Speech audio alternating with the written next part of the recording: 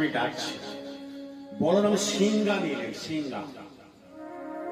কৃষ্ণ বাঁশি ব্যবহার করতেন, তবে 3 রকমের বাঁশি বাজাতেন কৃষ্ণ: বংশী, বেনু, মুরলী। 3 রকম বাঁশি বাজাতেন। 8 আঙুল, 12 আঙুল, 18 আঙুল। মুরলী একদিনই বেজেছিল, যেদিনকে ভগবান কৃষ্ণ রাস করেছিলেন। আজকে বলরাম বাজাতেন সিংহা। এই সিংহা তৈরি হয় ঘোড়া সিং থেকে। হ্যাঁ, আমটাই পাওয়া যায়। আচ্ছা, আমটাই পাওয়া যায়। ঘোড়া সিং দেখেছেন তো?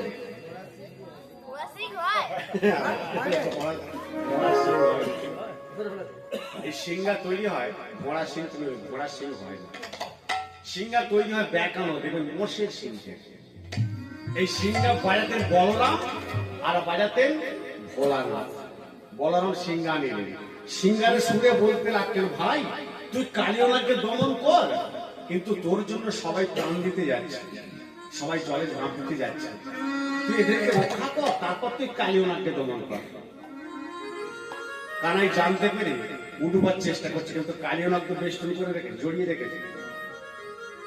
কৃষ্ণ মনে মনে ভাবছেন, কালিও এই অনন্ত কোটি বিশ্ব ব্রহ্মাণ্ডে এমন কেউ নেই যে আমাকে ধরে রাখবে, আমি যদি ধরা না দিই।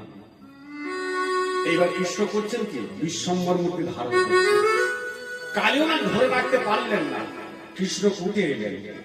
কৃষ্ণ উঠে এসে সবাইকে সান্ত্বনা দিলেন, মা বাবা তোমরা অস্থির হয়ে না, আমি কিছুক্ষণ পরেই উঠে আসবো, কালিয়ানাথকে দমন করে আমি উঠে আসবো, তোমরা স্থির হয়ে দাঁড়াও।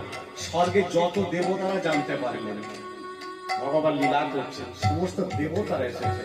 ভগবান যখন লীলা করেন দেখবেন সমস্ত দেবতারা ভগবানের লীলা দর্শন করতে। যাই হোক, দেবতারা এলে কৃষ্ণ জলে ডুব দিলেন।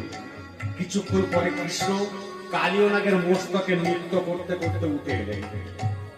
যত দেবতারা লীলা দর্শন করছেন, দেবতারা আনন্দে বাদ্য বাজাচ্ছেন আর ব্রজবাসীরা গাইছেন, নাচো তো নব ঘন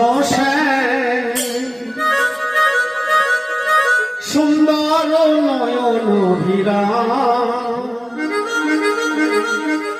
চরণে শরণ নিলাম, তুমি যে কৃষ্ণ ভগবান।